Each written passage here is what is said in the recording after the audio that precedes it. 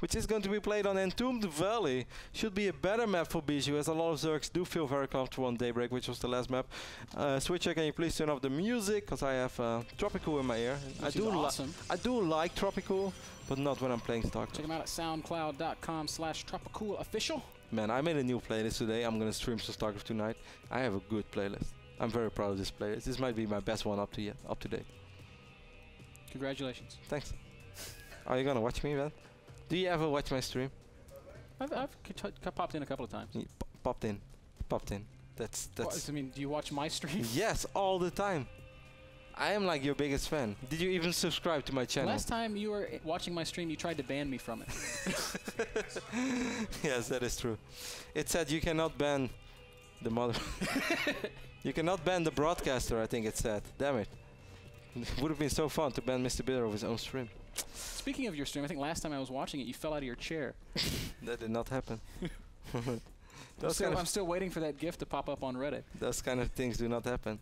That's unfortunate, man, because that VOD is deleted. Funniest story about Kevin's stream, guys, is he'll stream for 8 hours at night, and he'll come to work the next day, and he'll watch the VOD. All 8 hours of it. No, that's and he'll be sitting at the edge of his seat just like he was when he fell out of his chair the first time. That does not happen. We see a Forge warping in for Bischu here before the Nexus, so he's going to play it a little bit safe. He did scout the timing of the spawning pool, and he's delaying the hatchery a little bit of VVV Glon. These kind of positions make it a little bit easier for Bischu to go for perhaps some kind of crazy push if he wants to do something like that once more. I kind of like Colossus pushes on these positions, yeah, man. Me too. Well, I don't like playing against them, but they're very strong. If you want, you can go right down this little hallway, and you've got a good position to fire on this natural expand. You can also just sort of hug that little island as you come down. You can still use force field very effectively. Great positions to push from, Kev, and I wouldn't be all that surprised to see Bischu do something like that, although I do think he favors the Immortal much more so than the Colossus. But still, you could do that same kind of push in that same kind of fashion, and it'd be very difficult to Bischu has always been such an interesting player, because he's been around in the European scene for so long. If you guys don't know Bischu yet, you've really missed out. He played a lot of international major tournaments as well. I think the thing that he was probably most famous for was going out of one of the very first DreamHack tournaments due to a three-way tie, and back then they did not have a solution for a three-way tie, so they decided to flip a coin. And Bischu lost the coin flip, so he was out of the tournament. After that, DreamHack re-hosted the tournament, and they called it the coin flip tournament. And the winner of the tournament, like the only way you could win the tournament was just by winning coin flips, or it was like one round of StarCraft, then a coin flip, then one StarCraft, and then the winner would play in the final of the tournament to Bischu to kind of make it up to Bischu, and they did. So that was mad props to DreamHack, realizing that the way they handled the situation the first time was not optimal, and then they served it. The second time they did solve it very optimal. Needless to say, coin flip tournaments not that common these days. No, but yeah, that was something that Bischu was quite known for back then, as he was the unfortunate loser. He's like, oh, okay. Yeah, he's the guy with the coin flip, right? Yes. It's the okay face. That's actually my favorite meme face. The okay. No, mine is Genius. Like, Genius. Okay. Genius is the best, man. The okay face is definitely What is your? I want to know the people from NASL who are watching NASL right now. What is your favorite meme? Yeah, your favorite meme face. Tweet at us. Twitter.com/liquidret. Yes. Also twitter.com/RotterdaM08. MrBitter TV, your favorite memes and your favorite meme faces. Because we always check Liquid Red before we check anything else. Yes, that's our main primary Twitter account. Also from the NASL, so if you want to support the NASL, you should also follow Liquid Red. That's true. You can also go to our homepage, www.liquidret.com. I wonder if that one exists. How cool would it be if that forwards us to NASL? If you want to send us fan mail, it's 9472 Liquid Red Avenue. And we live in the state of Liquid Red. In the beautiful country of the United States of Liquid Red. Liquid Red is not a state, it's a state of mind. It's a lifestyle, bro. It is. +1. Hey, I'm still waiting for him to show up to the tournament on a Harley with long hair, bro. You know it's going to happen one day. +1 is on the way for Bischu, and once more he's going to try to drop an offensive fight, and this time Glon did have a much quicker third base, so it's going to be harder for Bischu to pull this one off. And I don't think he really wants to commit to that. Be careful with that Stalker. Nice surround on this Zealot. And Lings are going to kill the probe as well. And I am really behind in my replay, but those are two things that happened, and it was exciting. Oh, Ben. You're quite possibly the worst thing that happened to me in the last year. As we see Bischu still. Man, my computer keeps stuttering, and I end up 10 seconds behind. Bischu does end up losing that Stalker ban, but on the same time, he's trying to get a very quick to his base. I actually don't think he's going to be able to hold that. He didn't even take out these destructible rocks, something that's also important. You mentioned it before. These should be enough links, man, more than enough links. Oh, Bischu's going to be forced to cancel this Nexus. Probe's going to go down as well, and Pylon also going to die, so Bischu once again finds himself in a fairly awkward position. What's the follow-up from here? He drops the Twilight Council. Win behind, go Dark Shrine? Maybe a Blink Stalker all in. I would be surprised if you want to go Dark Templars that you build the Twilight Council right below the Overlord, but you never know. Glon is still active. Man, these were some of the most powerful slow Zerglings I've ever seen. Oh, and they're going to continue to be effective, trying to dance with these sentries. Ah, Probe! Lucky Probe lives with 10 Those sentries, they feel so cool with the cannon in the back.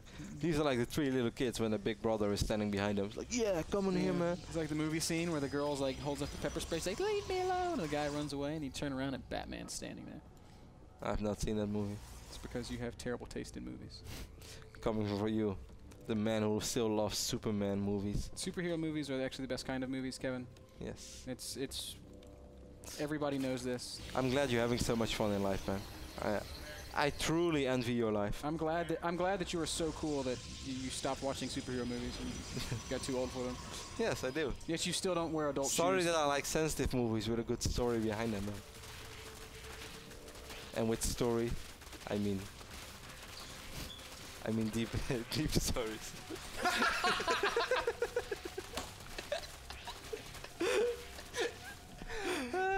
Movies about releasing the Kraken.